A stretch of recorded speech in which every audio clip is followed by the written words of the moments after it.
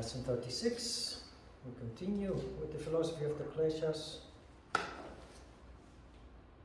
according to the Yoga Sutras of Patanjali, chapter 2, Sutra 16. The misery which is not yet come can and is to be avoided. It doesn't happen often that the sutra contains very clear, direct language. There's often symbolical language, but here, this is one of my favorite sutras. The misery which is not yet come can and must be avoided.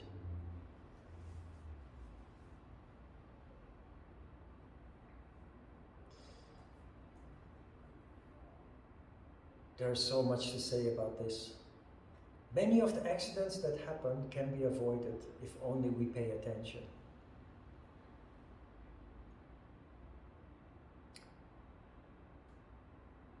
Suffering, misery caused by conflicts, interactions with other people, in the same way, can be avoided if only we pay attention. We now have a developing consciousness, and we still make mistakes.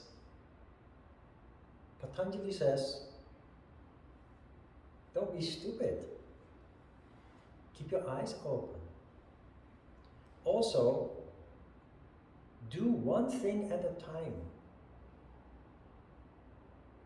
There are people in this world who are very proud of being able to multitask. But research shows that people who multitask are not good at any of the tasks they perform. The tasks they may be able to perform 3 or 4 or 5 tasks at the same time, but the result of these tasks are mediocre at best. And of course it invites failure, mistakes, that depending on the task can be catastrophic or harming other people.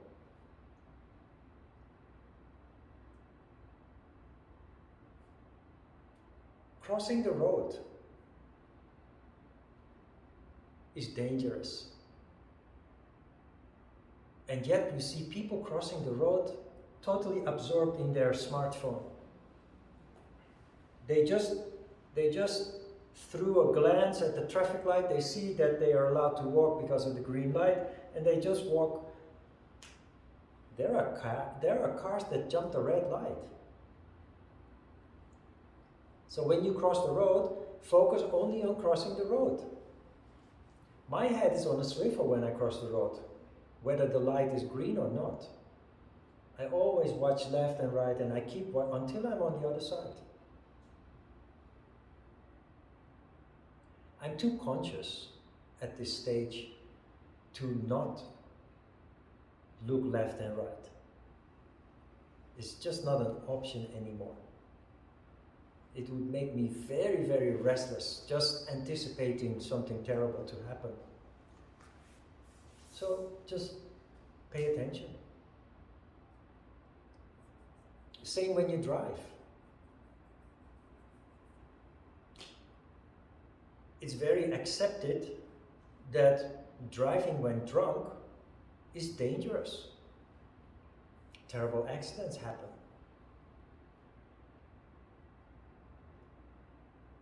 Still, there are people who do that for whatever reason they have. And it sometimes destroys, especially when it is about people who have a social function, who stand out, artists or politicians, leading people in society. Their reputation, their future, their life can be destroyed by a scandal that occurs from drunk driving, especially when there is serious harm involved, if for example somebody dies in such an accident. It leads to such incredible disruption. But now we have another plague in traffic. ever since people started driving cars, governments have worked hard to reduce traffic deaths, the number of deaths per 1,000 inhabitants or 100,000 inhabitants. Ever since we started driving more than 100 years ago, the statistics show that the number of accidents or the number of lethal accidents per 100,000 inhabitants has been gradually decreasing year after year for 100 years. It is only in the past 10 years or so that it starts rising again. Even though governments continue to improve the infrastructure, continue to change regulation that makes safer cars. And you know what the reason is for this increase? This sudden increase after more than 100 years of decreasing numbers, the sudden increase, you know what the cause is? It's people not being able to not react to the signal of their smartphone. When there is a message, in an impulse, they have to, because their ego demands to know who it is that is paying attention to them. And I pay attention. I walk outside a lot, I cross the road a lot, and I see many people, not just a few or some, I see many people with the phone in the hand driving. Yeah. And that is where it goes wrong. You cannot multitask when you drive. Research shows that people who are on their phone, whether they are talking, messaging, which is the means of communication of today, much more than talking on the phone. Messaging is even worse. Texting is even worse. But people only talking on the phone, and even if they use the hands-off, what do you call it, hands-free option. Research showed that people who talk on the phone while driving, even if they use the hands-free option, the function, drive like drunk people. Without no reason, they slow down on the highway, they cross the lane from one lane to another. Of course, not using indicators and what have you. It is the smartphone that is causing accidents to increase after more than 100 years. It's not possible. And this is very interesting. If you drive, just observe what the signal of your phone does to you. The ping of a message coming.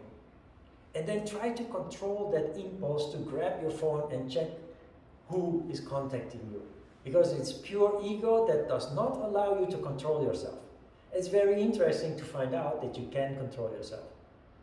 Just promise yourself that you will check when the moment is right. When you arrive home, or at the traffic light, when you're standing still. Although I wouldn't recommend that either, because very often when the light is green, cars don't move because one person is so busy with their phone they didn't notice that the light turned green. But try to control that urge. The misery that has not come can. This leads to catastrophic. It can lead to catastrophic consequences. Not only for yourself, but also for other people involved.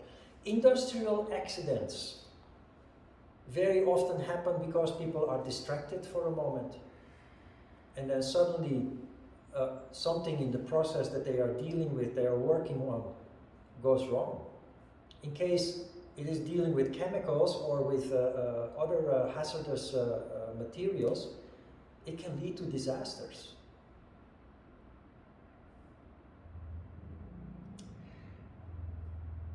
On a more subtle level,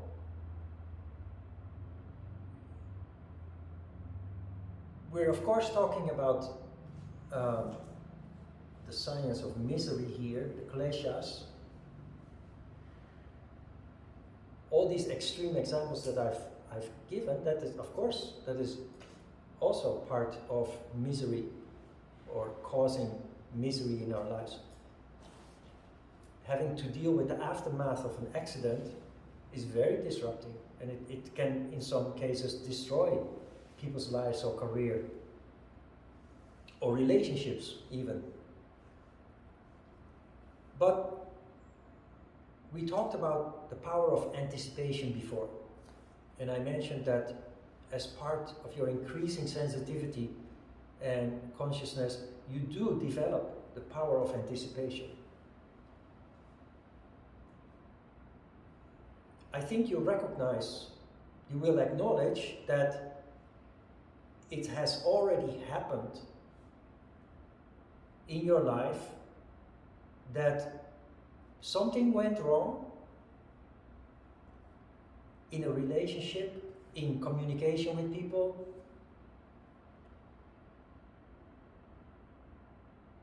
Something happened of which you, in hindsight, say to yourself, I knew it. I knew it was going to happen, but I let it happen anyway. I ignored the red flag that I felt. Somewhere subconsciously, I felt this is going to go wrong. I ignored it. There are always reasons to do so, out of interest, self-interest. It can be greediness, it can be desire, it can be ego. There's always, of course, something that leads you to do that. And the point here is that you try to figure out how it works and how you work on a psychological level. And as a result of that, developing more and more insight, you develop the power of anticipation.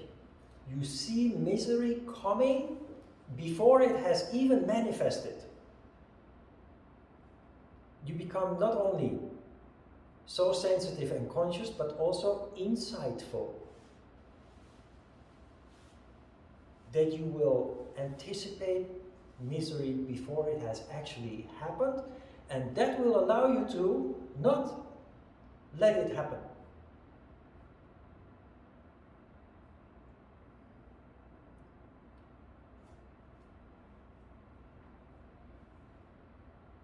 All we need to do is pay attention. And Patanjali, in one of the next sutras, also will tell us how we go about this. The misery which has not happened can and must be avoided. It is a work in progress.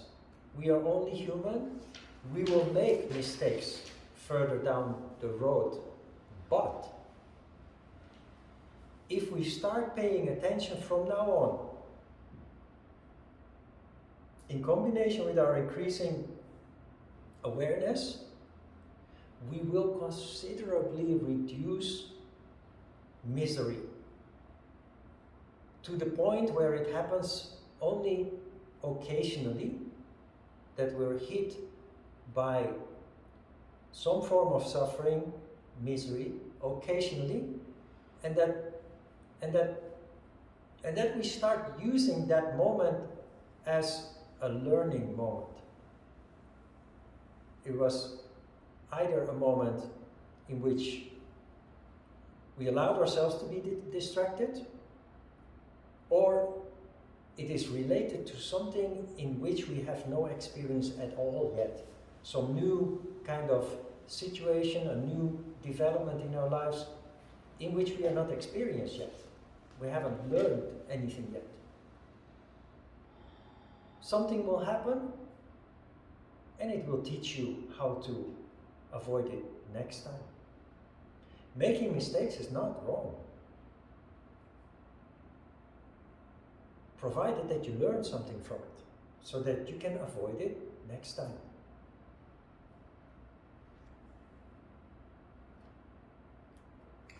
Many diseases also can be avoided. I have a friend in the Netherlands who works in the insurance industry, and his job is actuary. It's his job. What his job title is actuary. What does an actuary do? When I apply for a life insurance, the actuary, based on the information that you provide and that he can find about you, will make an estimate how old you will become, and he will also estimate how much risk there is in you getting sick.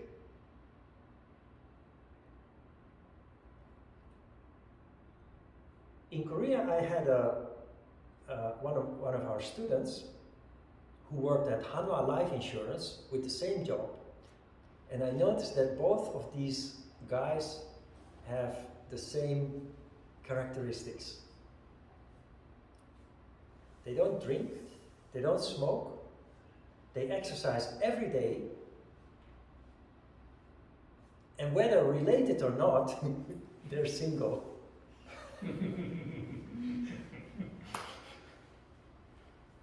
It's a joke, but it's true. The guy in the Netherlands is just a couple of years younger than me, and I think for the first time he allowed himself to be in a relationship. But why are their characteristics the same? Because in a very Western way, in a very modern way, they understand this sutta. They understand what causes disease, what causes death, because it's their job. And so they try to avoid everything that could lead to shortening life and that could lead to disease. Now for us, we are not actuaries. It is not our job to predict people's death and their health throughout the years. But we can be some sort of actuary for ourselves. And for that, all you have to do is look at society. Look at your own family members, your aunts, your uncles, your grandparents, people getting older before you do. You can see that there are some people that when crossing a certain threshold, when getting older,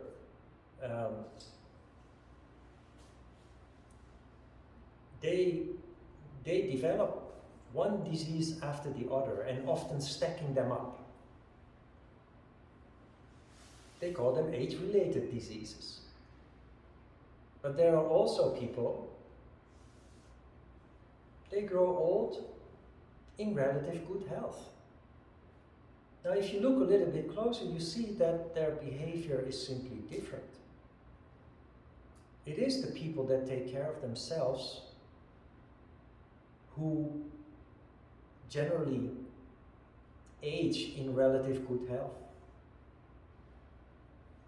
And it is people who don't take good care of themselves, who smoke, drink, eat poor food, who generally, after the age of 40, 45, start developing diseases.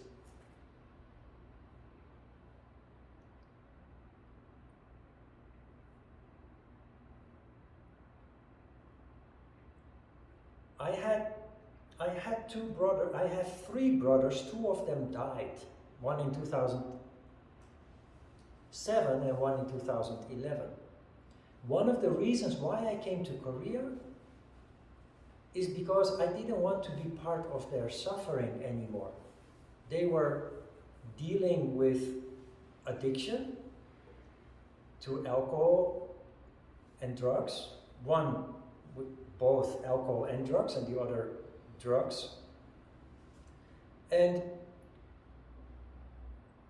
as a person developing power of contemplation, I foresaw their death somewhere in their mid-40s, based on their inability to quit with their destructive behavior.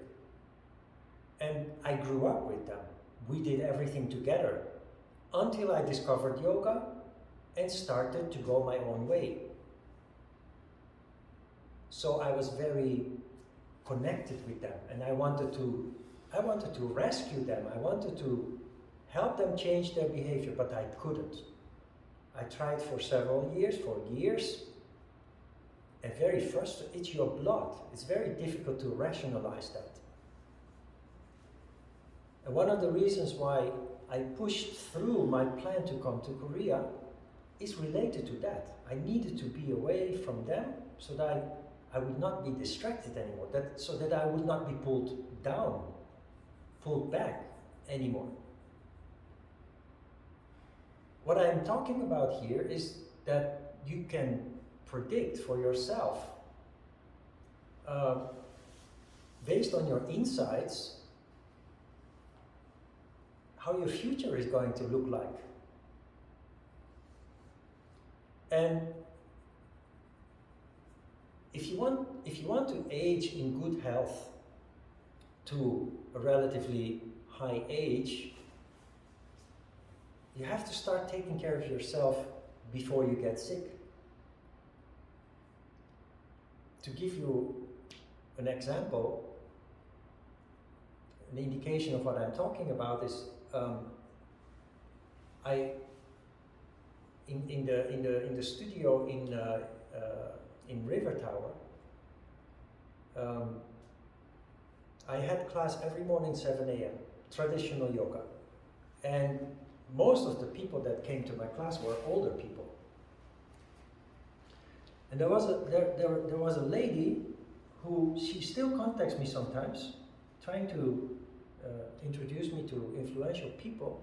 She is an influential person who all her life focused on her career and gathering wealth. She possesses, when Korea was poor and started to develop like crazy, she bought apartments here and there and everywhere. And all those apartments have, the price of all those apartments have gone up like 10, 15 times. She bought an apartment where she lives, it cost less than 100 million won in the beginning. Now it is 20 million, 200 million won. So it's more than 20-fold. And anyway, long story short, she's in her late 70s, came to my class every day and always asked many questions, and she was almost worshipping me. She loved my class. One day she said this very remarkable thing. She said, I should have started doing this 30 years earlier. I feel that this is good for me, but my body doesn't want anymore. My body cannot change anymore. It still has a benefit for me, but I should have started doing this 30 years ago. Of course, she's very rich. She had a wonderful career, but she pays a very big price for that in terms of her overall condition. She didn't realize that. For us, of course, it's important that we do realize that. And what is required to avoid her predicament is that we start taking care of ourselves now. Not when it is too late. Not when the body is in decline and the diseases started to stack up. The problem is here that many people do not have the discipline, the motivation. As an indication of this lack of strength actually to change things, people who smoke. in my family, all of us smoked at some point. Then my father died from lung cancer. Then both those two brothers, they didn't die from lung cancer, but after they died, the autopsy showed that they were riddled with cancer, lung cancer among them. So it's in the family. And yet my mom continued to smoke until she died. My sister still smokes. We know how dangerous it is, but we can't stop. That's a little bit twisted, isn't it? But that shows how difficult it is. It really isn't easy. And if you're not, I've been active since I was a child. I always ran around and rode my bicycle and climbed trees and up on the roofs of buildings and what have you. I've always engaged in sports, but there are people who don't. It's very, very difficult, even though they know that they must, that they need to, very difficult to actually get started. It's human. It's the obstacle that we bump in time and time again. It's human. So it's understandable. And it's something that each of us individually have to try to work on within our own situation. It's also, many people are so busy with work, they're too exhausted to go to the gym before or after work. And in the weekend, all you want to do is rest. So it really isn't easy, but it's something to consider and to find or create a situation in which you can actually start taking care of that at some point.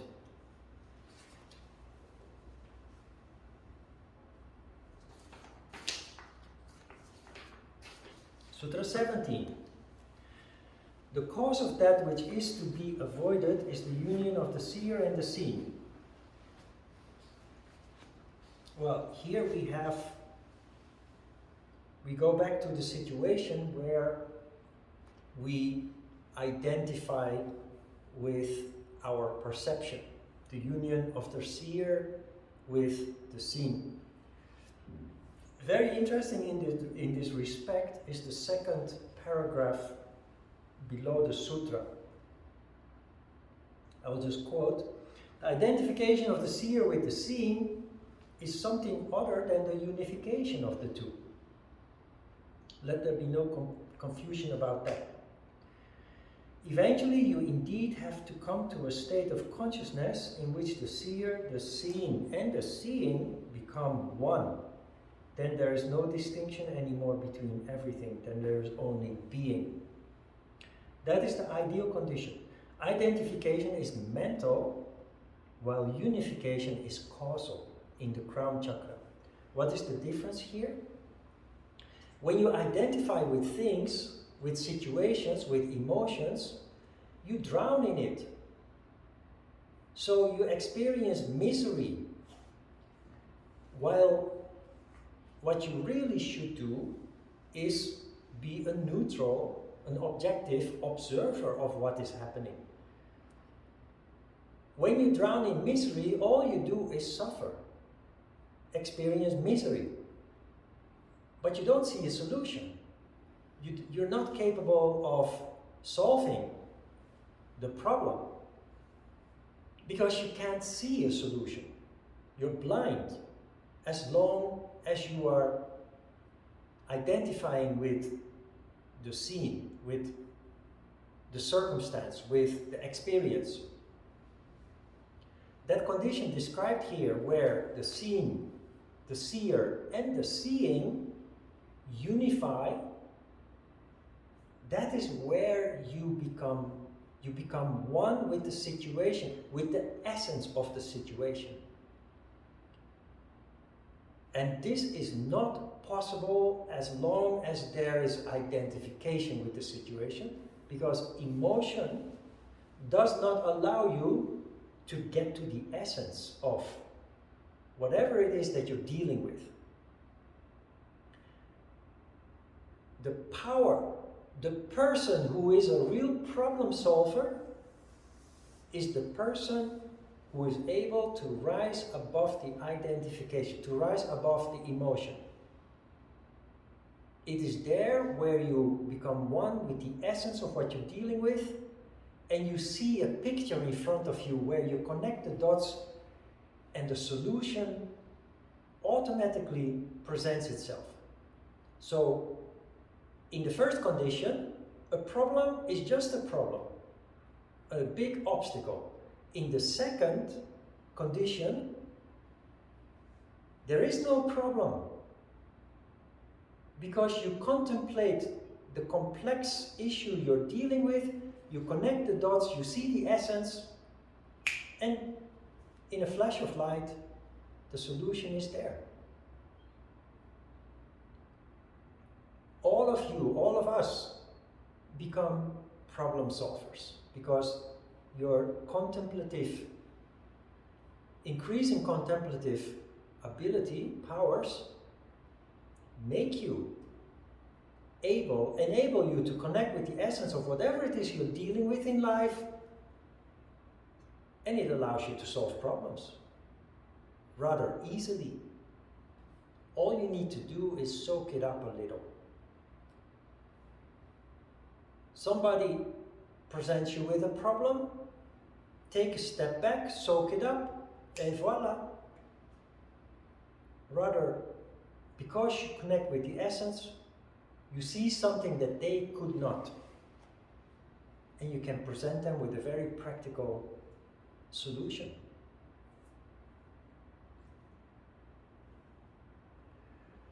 This sounds easier than it is, because again, we're only human. And we have this tendency, because of ego being part of our functioning, to lose ourselves in that identification. And that is why we have here the science of misery that is covering almost a quarter of the entire course. Because it sounds easier than it really is in practice. And how do you deal with that? Simply by going through life, making mistakes, but keeping in mind what you learn here. I think the next sutra is actually dealing with that, saying, Sutra 18, the seeing, the objective side of manifestation, consists of the elements and sense organs, is the nature of cognition, activity, and stability, and has for its purpose providing the Purusha with experience and liberation.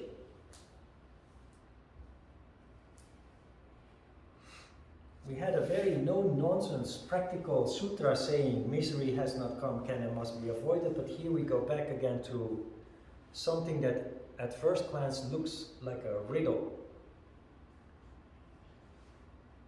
The seeing, that is any situation that we find ourselves in. It consists of the sense organs, the elements and sense organs, is the nature of cognition, activity, and stability. We're talking here about energy and the different conditions it can be in, tamas, rajas, and sattva. Practically not so very helpful. Energy is always fluctuating. But the last sentence is very important. It has for its purpose providing the Purusha with experience and liberation. It's something that I've been referring to several times along the way, that the things that happen in our lives are our teachers. Experiences that we have in life are our teachers. But as long as we are not conscious, we don't learn. That is why people don't evolve. That is why the people that I left behind 25 years ago in age got older, but most of them haven't really grown, haven't really developed. They have consolidated. and are kind of stuck in their comfort bubble, which everybody wants, me included. Except, as a yogi, you have a certain dynamic that doesn't allow you to rest on your laurels, to sit in your comfort bubble. Because then your energy drops and you just don't feel yourself anymore. You just don't feel alive anymore. But it is when you stand in the middle of life that you feel alive. Patanjali is telling us here that is very important.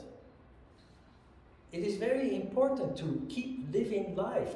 You're not, as a yogi or a spiritual practitioner, you're not supposed to just withdraw yourself from the world so that you can be in peace and avoid all the misery. That is not the solution. Because then again you end up in a situation where you don't develop, where you don't grow.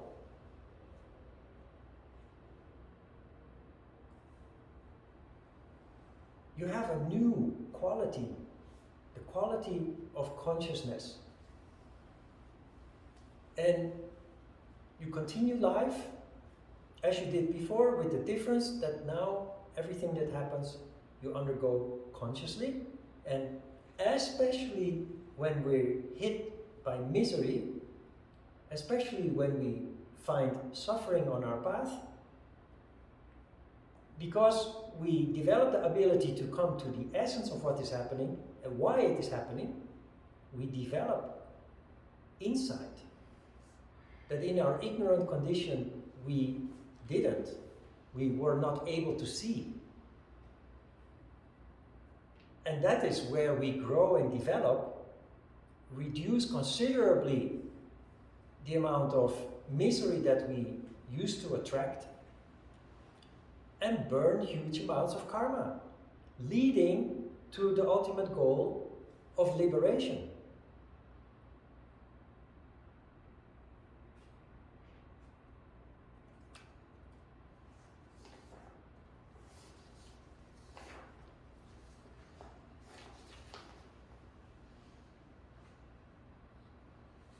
Sutra 19.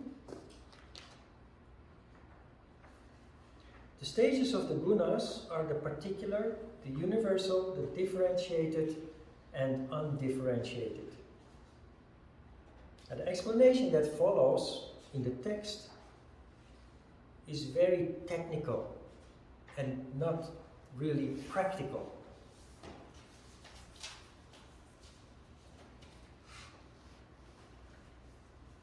But situations, I already mentioned that when you have when you combine contemplative power with experience, you develop the ability to predict misery before it has even manifested. What that means is basically described in this sutra, that is that everything goes through certain stages. It starts with a seed, where nothing has happened yet, just the whirl of energy is there. If that whirl of energy is ignored, not taken care of, it will continue to escalate to the point that actually something starts to occur. So if you see that in the form of a conflict starts somewhere with something very small. It starts to stir, and if we don't have the power to interrupt that process, to cut it off, it will manifest until it is a full-blown situation. What is described here is that it goes through certain stages. And what we try to get to is the point that we try to detect it in the earliest stage possible, to reduce the misery that comes out of it as much as possible, or even to the point that we can totally avoid any possible misery. If we anticipate it and step in and abort the process, no misery comes out of that situation in the first place. If we fail that first step, we can step in once it starts expanding, once it starts the process of manifesting. And it is again very important here that we are aware of the influence of ego. Situations often, almost always, escalate because ego spoils our ability to interfere and stay rational and objective. It's because of ego that we even think we have a right to fight back, making the whole thing explode. And only later, when the emotions die down and we are allowed to see what actually happened, we think, oh my God, why didn't I control myself? Or why couldn't I control myself? We can control. It's a matter of wanting. First step is wanting. The second step is then, in such a situation, trying, and then getting better and better at it.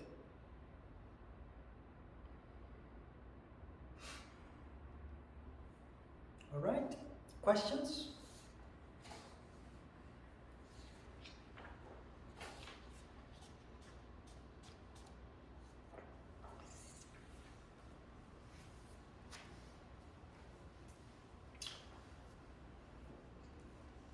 Okay, let's have a short break.